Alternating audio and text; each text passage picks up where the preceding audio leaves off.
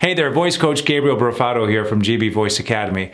And on this video, I want to share with you one trick to speak faster American English. And a lot of my foreign students, accent reduction students, they say, Gabriel, I hear Americans speaking so fast. How can I do that? Well, my number one thing is, why would you want to speak fast? Because if you look at the great speakers out there, like Barack Obama, Morgan Freeman, all of these wonderful speakers, they don't rush. They take their time.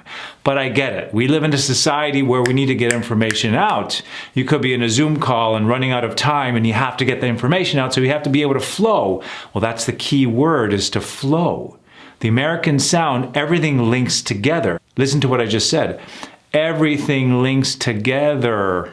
In the American sound, there's a legato to everything we say. Every sound is connected to the next.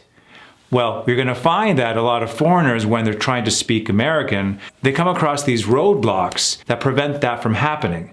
Well, here's the number one roadblock that I want to address that's going to help you drastically into being able to speed up your American English without falling over yourself. And stick around, because at the end of this video, we're going to put what I'm teaching you to practice so you could actually get it flowing in your physical body, so you can get used to how it feels and how it sounds. Let's look at words ending with the T sound. So you'll notice that Americans don't pronounce the T at the end of certain words. For example, that.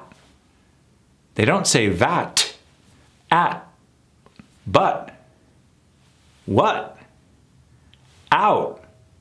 What happens is that we, whose American English is not our first language, we want to be perfect. So we enunciate every single sound, which is great if you're doing theater. When you're doing theater and you're performing in front of 3,000 people, yes, you want to make sure that all things with ending in T is enunciated. But when we're having a one-on-one conversation with a fellow American, or if you're doing a Zoom meeting where everything is so intimate, we want to be able to kill those T's, is what I like calling it, so it won't stump you, because they act like speed bumps when we're trying to get some words across. For example, get ready. Get ready.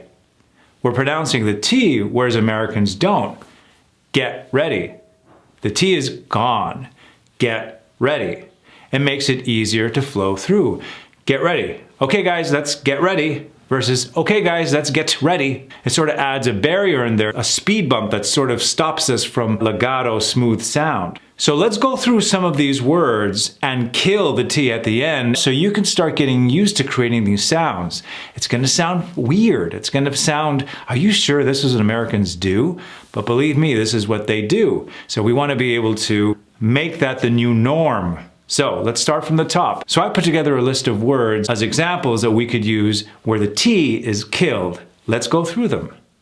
That, at, but, what, out, right. You notice there's no T at all, so start getting used to that. Part, get, great, set, want, put, point, let, thought, plant, went, light, might, start, point, let, late, about, meet. Again, as I said earlier, it's going to feel weird to you. This is a little trick to make you sound that more authentic. It's going to add to the years that people think you were here in America. So if you've been here for just a couple of years, if you throw this trick in there, it'll add a few more years. It's just something that Americans do that's just so unique to them. So let's put it all into practice. Let's try a few sentences with these killed T's, is what I like to call them. But what about, there's no T in that, is there? But what about the cat? Again, no T. Sure, I could add it, but what about the cat? Again, if I'm doing theater, that's important. But in a one-on-one conversation, kill those T's. That was great. No T's. That was great. When can we start? And you could feel it too, right? When you're doing it, there's a familiarity to it. You're going to be like, oh yeah, that's something I remember Americans doing. This is something I see on TV a lot. Well, again, make this the new norm. What's the point of that? What's the point of that? I thought about it. Again, no T's. I thought about it. And we're not even attempting to do a T. Because look at my mouth. I thought about it. In no way, shape, or form am I even attempting to do the T. About it. None at all. Thanks a lot. Thanks a lot. Again, no T. Nice to meet you. Nice to meet you. These are just some of the examples that I want to share with you. So do what I call active listening.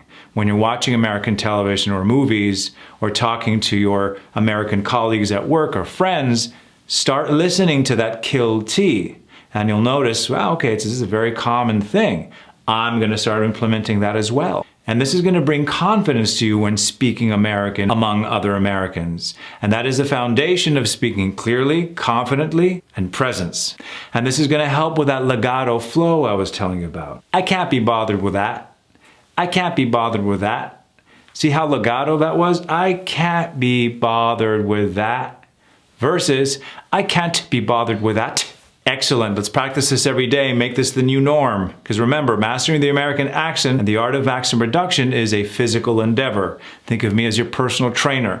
Stay tuned for more videos. Make sure to subscribe to my YouTube channel so you can get more videos like this coming to you on a regular basis. Also, check out the link that I put below of my 5-star best-selling accent reduction course that I have available. It's a groundbreaking, unique approach that is taking the world by storm. Thanks so much. Speak with confidence.